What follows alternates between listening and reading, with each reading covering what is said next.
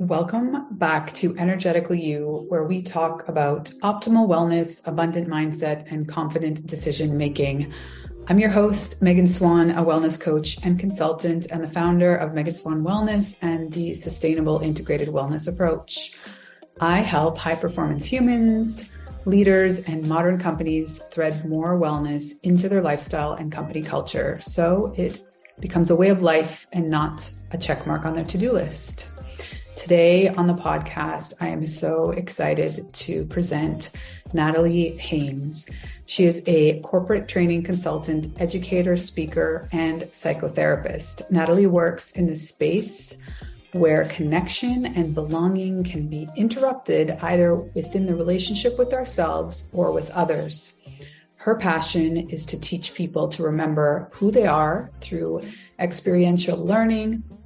Natalie has had a private practice for 14 years and became a therapist because she was a client and experienced how psychotherapy changed how she related to everything. In her work, Natalie engages others using her vulnerability, personal stories, and experiences through which she found her own strength. As a training consultant, Natalie facilitates experiential workshops, online courses on mental health and inclusion and belonging.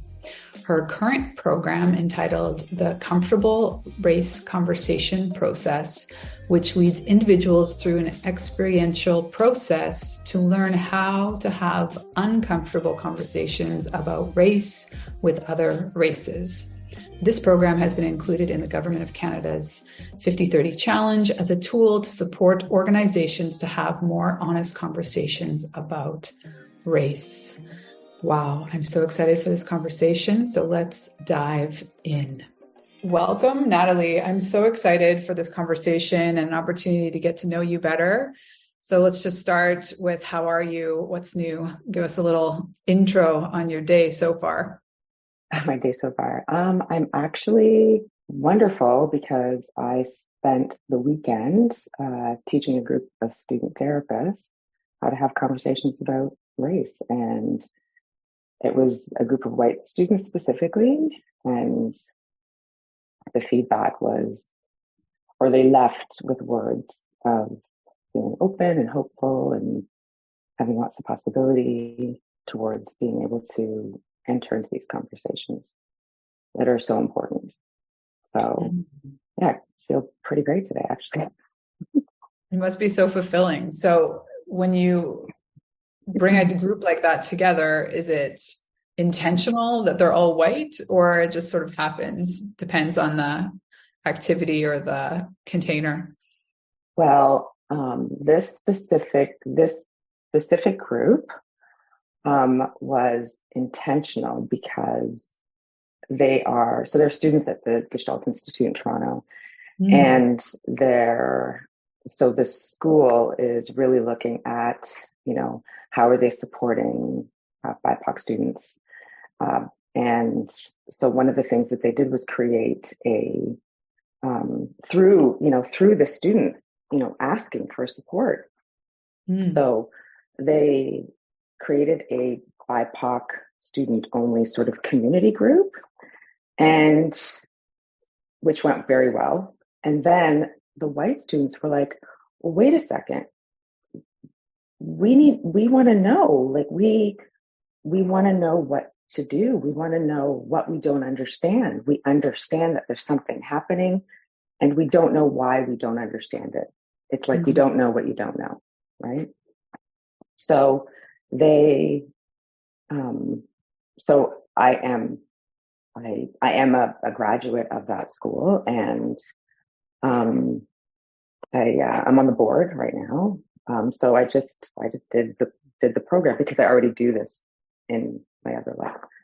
So and for me, it's very important because as a therapist, I'm a psychotherapist, and I do corporate consulting, not consulting, but facilitating teaching workshops specifically around this topic.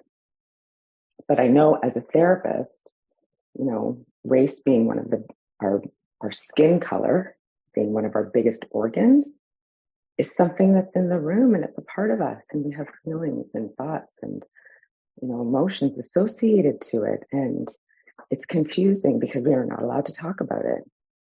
And it's hard because there aren't rooms, and there aren't a lot of rooms and spaces, I believe, where people can say, this is what I'm walking around with. These are all the shoulds I have. Am I allowed to say this? Am I not allowed to say this? What happens if someone says this to me? And there's so much feelings that are underneath all of that make it such a loaded conversation that, bringing it back to a therapy situation, if you're not able to lean into that with your client, you're missing a whole big part of them. A whole big part of who they are that they may not get to explore and need to. So for me, to be able to support, so specifically this group of white students, to be able to explore these conversations was for me an honor.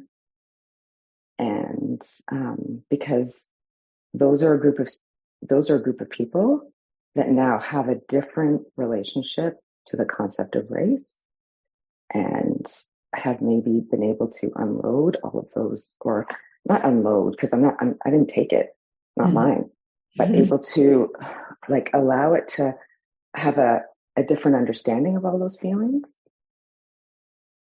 So they could just be like, okay, I get it, and I can do this differently, and I don't have to walk around with all this shame and guilt and discomfort of not knowing, So, I feel like it's really important. So to have all white students was important because, when, having all Black students, when they're able to get together and not have to work around, do you understand where I'm coming from with this topic? Just to be in a space where people get it. It's the same with the white students. They're like, we don't get it, and we're all in here not getting it. I don't have to try so hard, So it almost feels like a safer space in that context. Exactly. And then when you're not working to try so hard, and you're not worried about, you don't have the stress and fear of, what is about to be said, whether it's from yourself or someone else, you can relax and actually lean into it. Lean into whatever that is, But if it's like anything, you go into something stressed, you go into something tight. How do you even lean into that? Lean into whatever that is, So, it was an honor for me, because because we need more people that can talk about race. Definitely.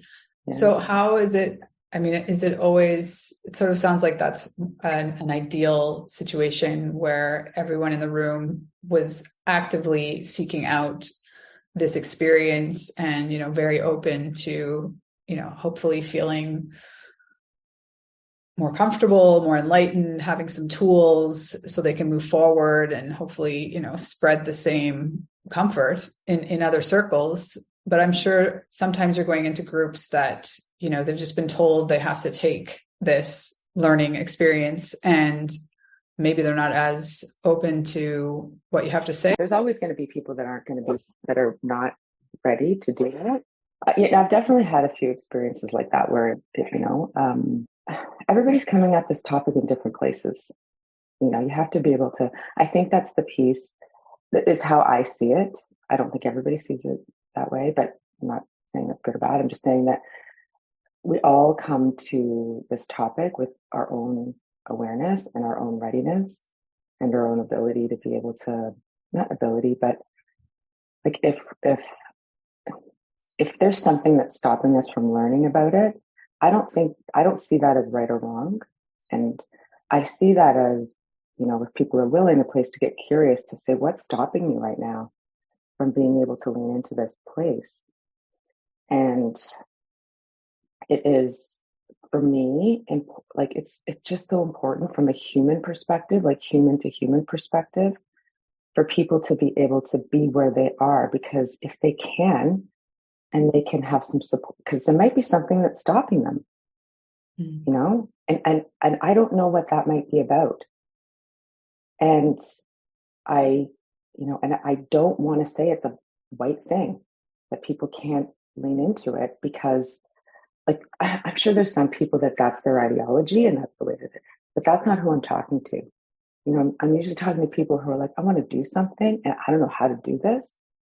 And as soon as we start to lean into a topic and I can already feel my shame coming up, then that might stop me.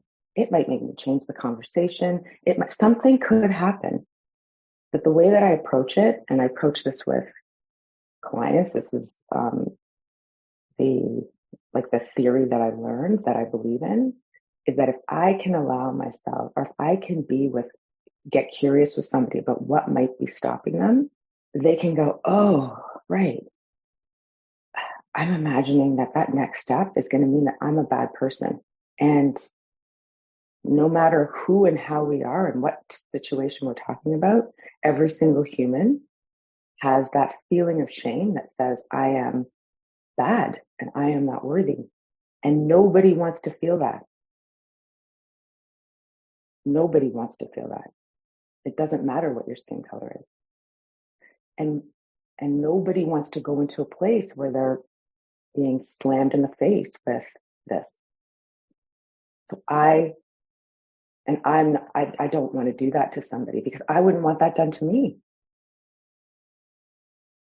Yeah. So the more that I can support people with where they are, then they have some room to be able to see, okay, what's the reason that I'm doing this? Or what's the reason that, I'm stopping the conversation? And then they can move forward, if they choose. But the ground has to be feel stable. But our brains are actually wired to not put ourselves in places where there isn't safety. So this is like a physiological thing. This is a psychological thing. And I believe approaching these conversations with that in mind is really important. It's just so important. So, yeah. Well, it seems like you come at this with so much love and wisdom. I'd love to back up a little bit about, sort of your transition. I can really resonate with the fact that you got into psychotherapy because you had a great experience as a client and you were, inspired.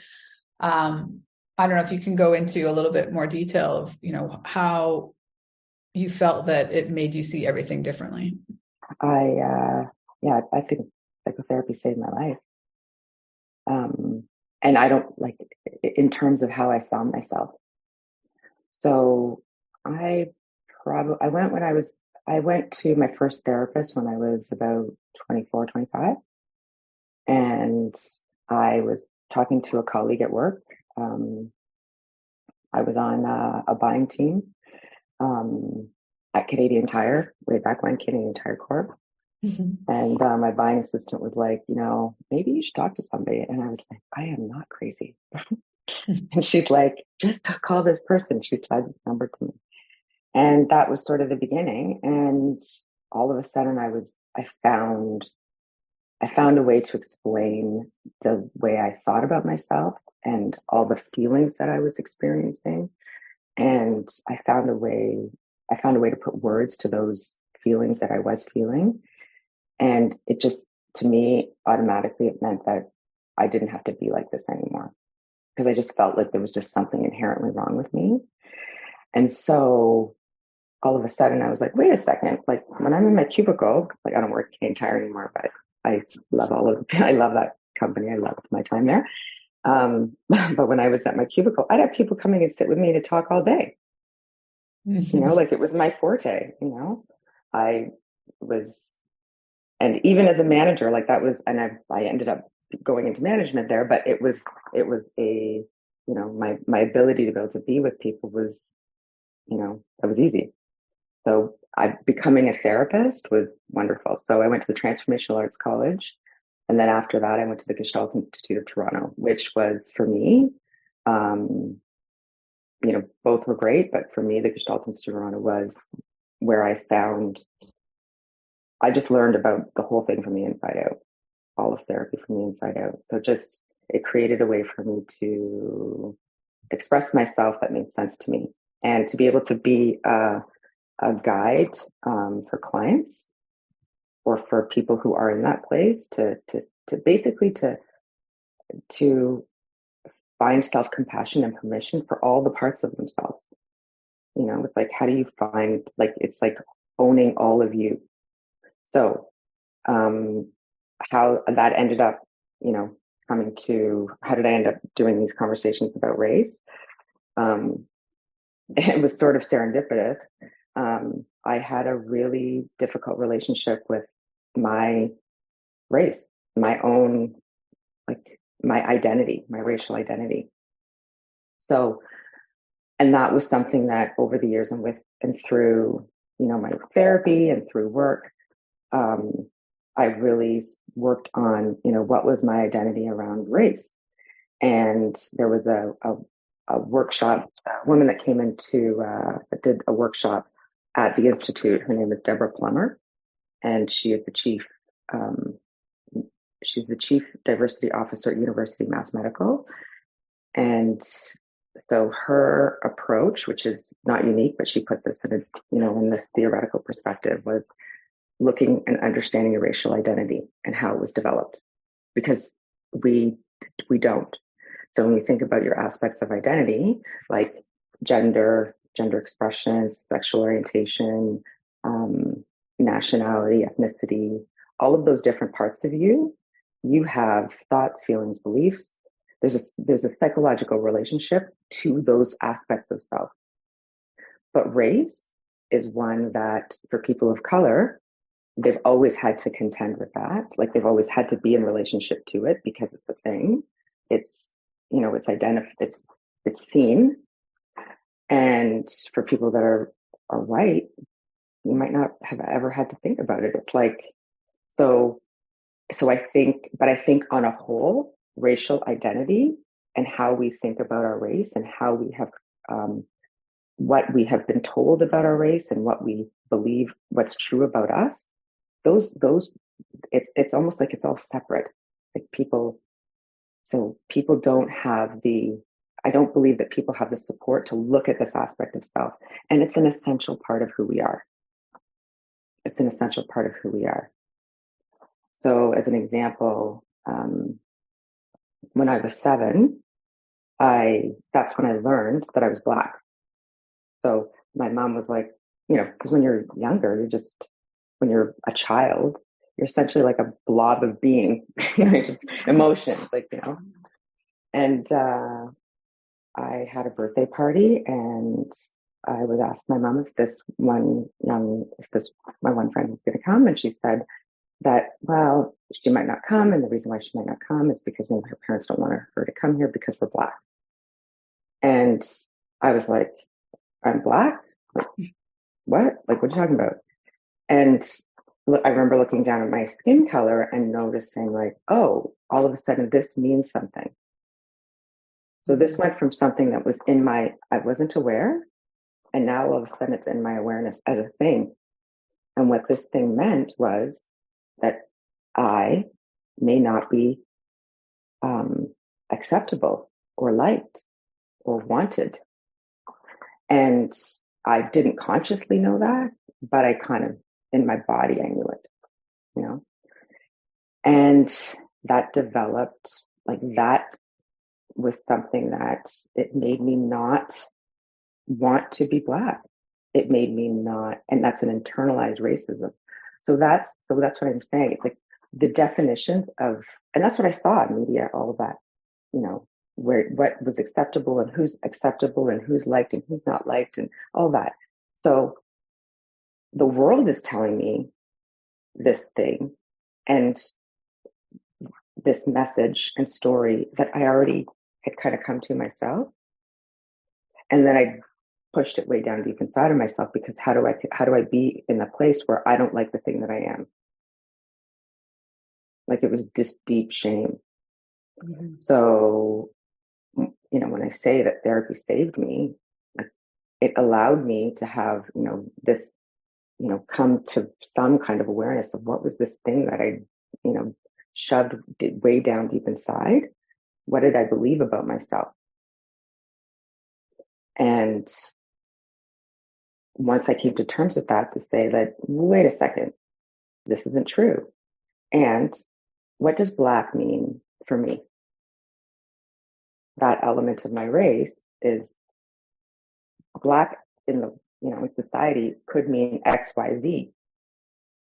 But my work allowed me to say, my therapy allowed me to say, Black means that I'm beautiful, that my skin is, looks like whatever. Like there's all these things that became internally important and allowed me to inhabit that part of myself.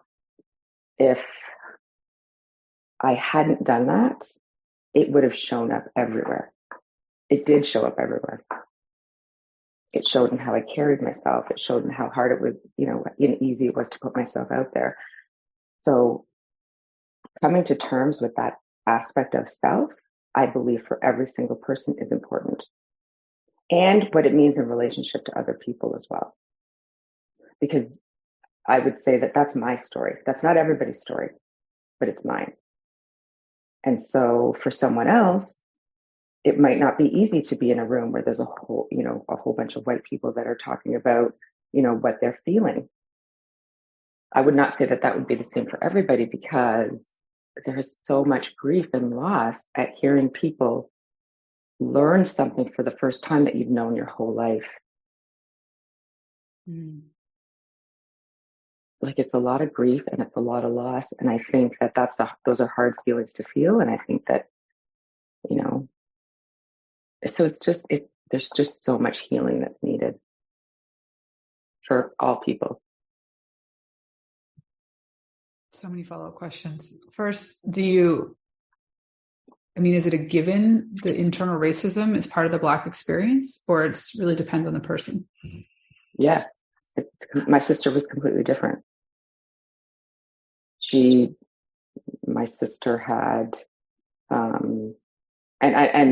we had different experiences growing up, like in terms, because that's what I mean. Every single person has a different relationship to that aspect of self based on their individual experiences, what they've been told, the stories they heard. Mm-hmm. Right? It's like our psychology. It's like, think about self-esteem. It's not a given that, all men are confident. It's not a given that all women are, all whatever the stereotype, whatever the thing might be. And for you, in your personal experience, did you find that internal shame manifested in other ways? Like in some sort of physical stress or in your health? I believe that was a big source of my anxiety. I think it made me a people pleaser. I would have described myself as a chameleon, way back when. Yeah. And really, because at the end of the day, we are relational. We want to be connected to each other. And we are always like, it is in our nature to be connected. We want to be thought well of. Like we want to be included, to be seen. So if there was a place at the time, there was a place in me that didn't feel like I would be acceptable this way. So I had to, change myself in some way. And it was like really unconscious, which is the interesting thing. So my awareness of that is what made it, that's what allowed me to change and really take a look at like, how am I showing up in this moment? What am I doing? And what's the good reason? What was the reason I was doing it in the first place? So I could have some compassion for how I got to this moment, like we need that. Yeah. So in my work, I teach people, various health and wellness practices. And I think one of the ways that I do it differently is from the get-go, I'm very clear that, look, it's not like you're going to learn this and then everything's going to be fine. Like it's this. this ongoing, maybe not daily, but like some sort of consistent practice that you're implementing. And, you're going to backtrack once in a while, and then you'll remember, oh, right, I need to be focusing more on this. And, there's an ebb and flow in that. It's a process, it's a journey, all this. And I'm guessing it's the same in your work. Yeah, it's exactly the same. It's like the philosophy of anti-racism. I think the thing with it, when it comes to this, when it comes to understanding inclusion, like all that stuff, is like, a lot of people are like, okay, well, what do I say? Like, what am I supposed to say? Well, like, you can't give somebody a list of things to say that what are you going to do, memorize it? And then, like, you can say something to me, but that doesn't mean you can say something to them. I can say something to you, but it might not mean I could say something to someone else. You have to look at the person in front of you. And, what do you experience with them? How do you approach them? Otherwise, you're just putting people in another bucket. So, like, when it comes to what you're sharing, what your question is, that, like, the goal really is to allow people to be unconsciously aware. Like, I don't know what I don't know. And all of a sudden something might fly out of my mouth, or a thought might come to my, that comes in that, oh no, I am categorizing people right now. I've just put one on top of the other. What just happened? What made me do that? And if you can be in a place where you don't think you're a bad person because that happened, then you can still explore that. Mm-hmm. But until you can be in a place where it's like, oh, I walked by a Black man and my body tightened, or I saw this white person said this, and all of a sudden I could feel myself getting so tense because I'm imagining they're about to say something. It's like, okay, wait a second. How did I get there in the first place? Oh yeah, because that's happened to me a ton of times before. But now my awareness, I notice my reaction. I notice what I'm thinking about it. And I can say, hold on a second. Is this happening now? Oh, and if it is, now I'm aware, and now I can do something different. Mm-hmm. But if I'm aware and it's loaded with shame, I'm just going to work so hard just to be right, just to do the right thing, just to be the right kind of person, just to be a good person again. And that might mean, and what that means is I'm only focusing on trying to be a good person and not actually being with what is required in the moment, like really noticing what's my intention here. Because maybe you do need to be in a place where it's like, oh shoot, I did think that. Yeah, I could see how I got here. Well, that's not who I am now. And now I can do this. It's like when you it's like when you're working on your confidence, and all of a sudden you watch, you feel yourself do something and you're like, how did I get there? Oh yeah, right. Because, I had this conversation with this person, and it triggered me in a way. And all of a sudden I walked into that meeting and I couldn't speak. How did I get there? If I can say that I'm not a bad person because that happened, or I'm not, I should just forget about it all because I'm never going to be confident. But if I could say, oh, I could see how I got here. I could see how this thinking or this person said this, and how, it made me stumble. Okay, well, I can, process that. And now I can show up at the next meeting differently, because that's not who I am. So that's the piece about, understanding, like, anti-racism is being in a place where it's like, it's a process, and over time it changes. So I went from being a child with this inherent belief about myself, to now I'm in rooms talking about my relationship to the concept of race. It changes as we lean into these things. What is uncomfortable becomes comfortable, possible. Mm-hmm. I love everything that you're saying. So can you give us a little bit of insight? Do you feel like there's some sort of, diffusing the tension type exercises that are required at the beginning of these things? Or maybe a different way of looking at my question is, is there something that really surprises people about how the process is versus what they think they're getting themselves into? I think that typically people, might go to a session, when they're wanting to learn about this topic, where, maybe they're learning concepts. How I approach this is I want every single person to look at how their identity has been created or developed in relation to race. So you're using yourself as the learning tool, which is the internal work that's needed. I believe now, I really do believe now, because everyone's like, you need to do your work, you need to do your internal work. And it's true. Every single person does. And that internal work is how did I come to, how did I, what was my first memory of race? And how does that make me feel when I think about it? And in the conversations that I've had with people, people have said, oh gosh, I feel so much shame just remembering the story. It's just, and it makes you want to take the story and bury it somewhere. But the problem is that it's not buried. It's actually in your body. That's why you feel it in the moment, right?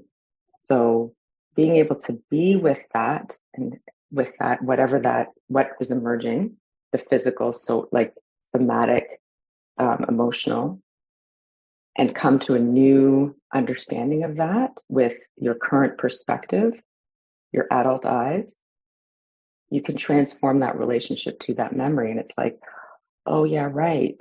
My dad was racist. And that made me feel really uncomfortable.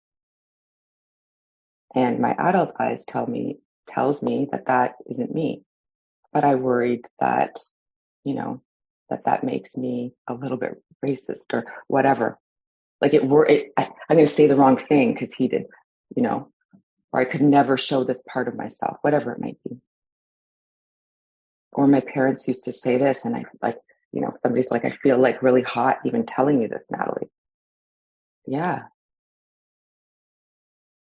So now what? But until you allow yourself to know, like, how did that inform how I see people? How did that inform and guide what I believe about people? Do I look for other things other than what I was told about people? Then you might not even know that you believe those things. So that's why the internal work is necessary, so that you know what you do, and you know what you don't, and you can bring your current self to those same things and say, okay, well, now what? But if you don't go there, then something will fly out of your mouth, or you'll say something, or you might pass over someone because of, and not even be aware of it. Like I always use the metaphor of like, when you're getting a massage and then the massage therapist, like they find that knot inside and you're like, oh my gosh, how's that been there? I've been walking around with that knot for like, and then you work it out and it's really painful and then it's gone. And you're like, oh my gosh, I feel so much better. I have more access to all of myself. So what do you say? I'm sure people ask you, something unconscious, accidentally, however you want to look at it, comes out of your mouth, and you're in a situation where you, in that moment, feel shame and feel bad for a way that you approached it or saw it. And what's the best thing to do? I always ask people to go back to their intention. Like, one, you have to acknowledge how, like, whatever was said, how that landed. And believe someone's experience, whether you intended it or not. Like it still landed. So, that's first thing. Like, and can you allow yourself to be with how you impacted that person? Like that's first and foremost. And that sucks because it feels bad. But it's more important because when someone, it's like, someone impacts you in a way. I know if someone impacts me in a way, and there's a heartfelt, like, I didn't, I'm sorry I missed you. That wasn't my intention. My shoulders drop a little bit, I feel seen. I feel like what I experienced was validated. So that's the first thing, is like being able to really honor someone's experience. And two, without trying to fix it. That's hard too, no? Yes. Don't fix it. You can ask the person, you can say, here was my intention. I'm sorry. And, what could I do? But I think sometimes, we try to be so quick with the apology that it doesn't really land. So we're going to get it wrong. We're going to get it wrong because we don't know all things, all people. And that's why I'm being able to be with this emotional part of ourselves and learn how to, I don't like to use the word tolerate, but like, just be with it, allows you to be with other people also. It creates connection. Because if you're ready to fix it because it feels bad, or you're ready to fix it because you don't like feeling bad, then you're just more about fixing and not really about what the other person might be experiencing. Yeah. I mean, I think that resonates. When someone's apologizing, it's kind of like ripping the Band-Aid off quickly, so it doesn't hurt for them to apologize. Yeah. Like, that doesn't really count. Yeah. Like, oh, great.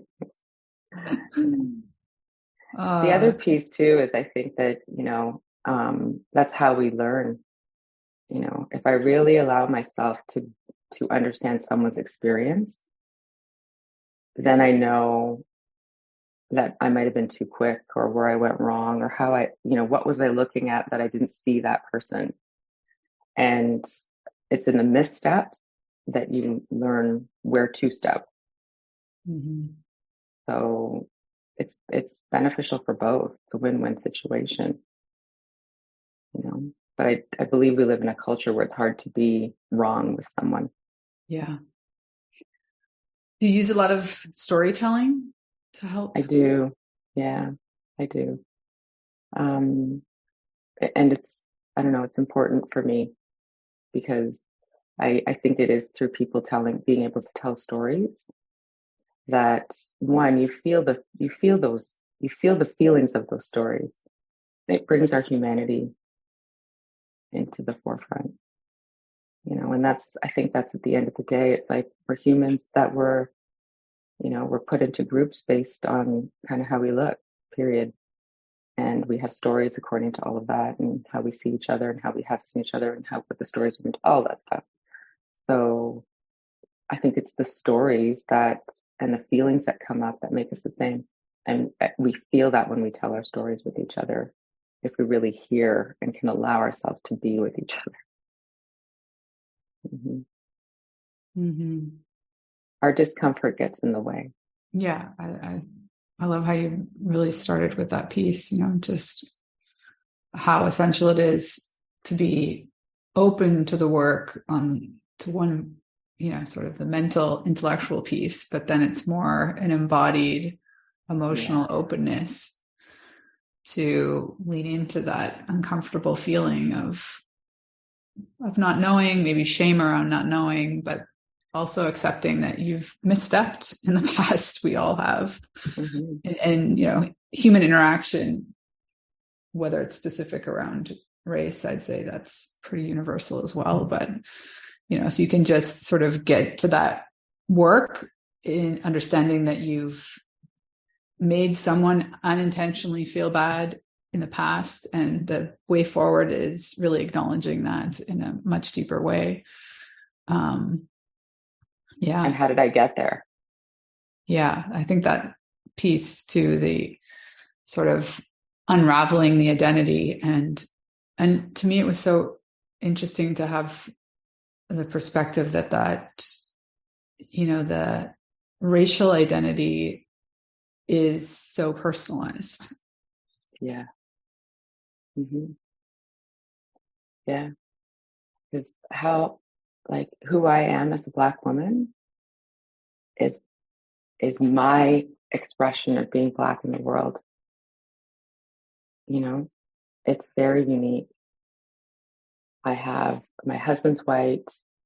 My children are, if you saw them, the white passing, you know, my parents are Jamaican. My father is, we've got on both sides, there's so many mixed nationalities. So my father's like Italian looking or, Middle Eastern looking.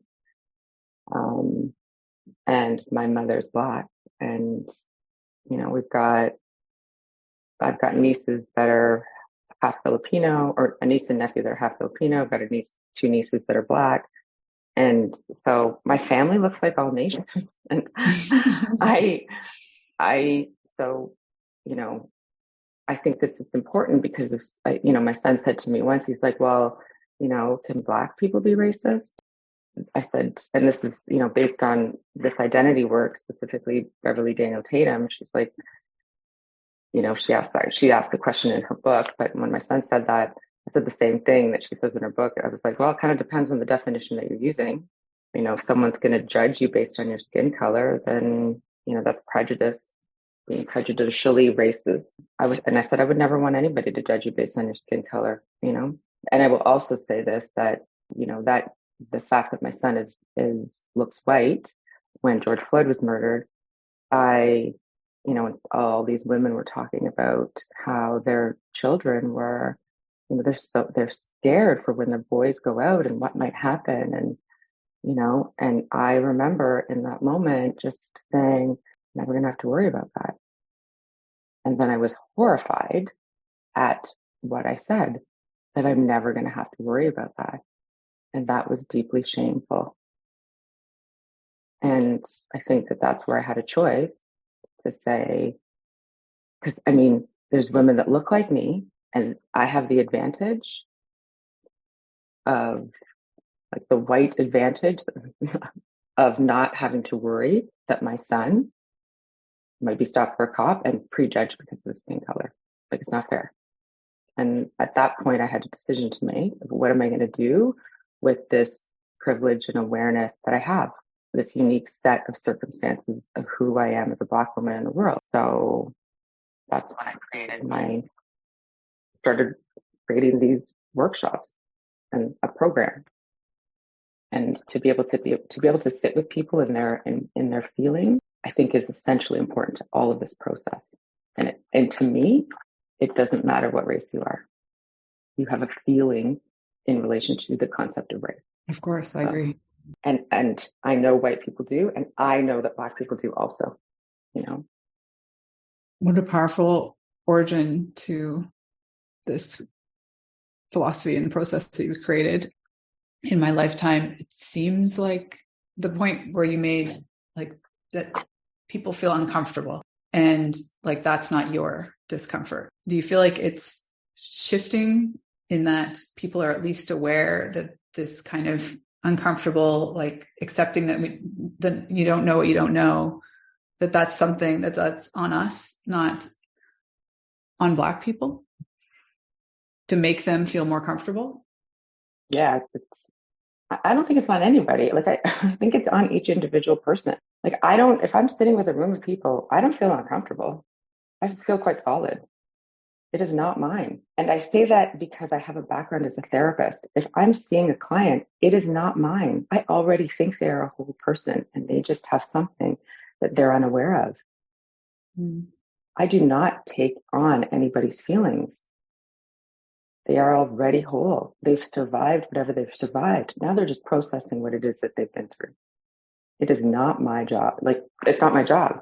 But if you are not aware of the different things that you are feeling, because we are human and relational, and we pick up things that are in the space between people, there is the feeling of, someone's sad or someone's whatever. It's like, I got to take care of you.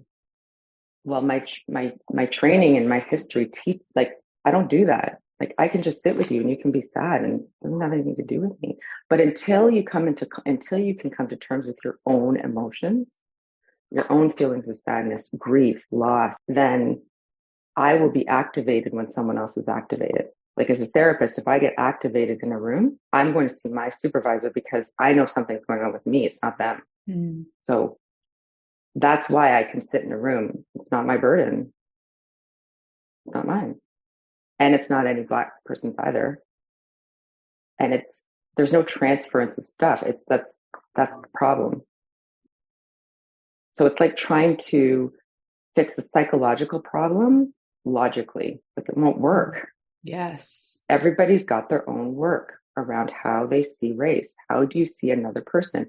And that is, as a Black person, how do you see white people? Because if every white person is racist, then you're going to miss the person that's not, or unaware of what they may have internalized. Let's say it that way. Mm-hmm. If you're a white person thinking that, every Black person is going to be mad at you because you say something, you're going to miss the people that might not be, that are like, I'm really open to this. I want to know. But you have to check out who the person is in front of you. But people are so caught up in the feeling of feeling bad without you even being aware of it. It's like, you're so caught up in like, I don't want to go there. You won't. So yeah, I could talk about it so much. It's so important. It's so important. You're so inspiring. And I'm fascinated by sort of the similarities in, it's just becoming a better human all around on all fronts. Like, this is a massive piece. And the process is very similar to all the other ways that we're all working on ourselves, right? So I guess to wrap up, is there something that you want to say or do say to the people that you can sense that they really lack this awareness? Like, they're really just kind of sitting in the like fear of not wanting to say anything wrong. Yeah, I do. Take a step, lean into it. I mean, you are with people all the time. And if you don't know what you don't know, you may be unintentionally hurting people that you love.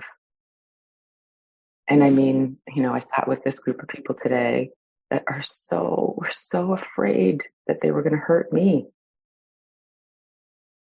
They were so afraid. Like, there was so much emotion around that. And I don't want people to be afraid in this, because you'll just not do it, or you'll just, do it to not be wrong. And then you'll miss the person in front of you. Like, nothing will change. It's important. And not just to be with other people, but to be a full part of who you are. Like, to really be able to own your race as Black people and as white people, It's like people are like, my whiteness is going to show up here. And I'm like, well, what does that mean for you? That's my question. It's like, what does that mean for you specifically? Are you going to pull out words that someone else has said? Or are they words that are true about you as a white person because you've explored it? Yeah. My definition of myself as a Black person was not aligned with who I was when I grew up, because I'd done that work and I shed the other stuff. So I was able to become more of who I am. And I think that everybody needs that. Perfect ending. What a beautiful conversation. Thank you. I'll share all the ways that people can connect with you, unless there's anything specifically you wanted to highlight. Yes, I run a program called the Comfortable Race Conversation Process, where I have people come together and explore this topic. There's pre-recorded videos, but there's 6 practice circles where participants meet weekly and explore these topics, and experientially and somatically, so that they can create a new awareness around, or new relationship to their race, their racial identity, and with compassion and, with all this stuff. And then I don't exactly know when this is, but I think if people find me, they'll be able to find this. So I'm in the process of creating like almost like a shorter version of this that people could listen to, you know. So I guess stay tuned because those details will be out soon. So yeah. Get on your list. I'm getting on your list. Exactly. Well, thank you so much, Natalie. I so appreciate you, and thank you for taking the time and sharing your wisdom, and just so much heart that you bring to this work. It comes through, and yeah, I just appreciate you so deeply. Thank you. Thank you. It was fun. Thank you so much for being here. I appreciate you, and I hope that you enjoyed this conversation. I would be really appreciative if you feel so called to support the show by either subscribing to the show on your favorite podcast platform, leaving us a review, and passing this episode or another favorite episode on to a friend. I hope you have a beautiful week wherever you are in the world. Sending you my love.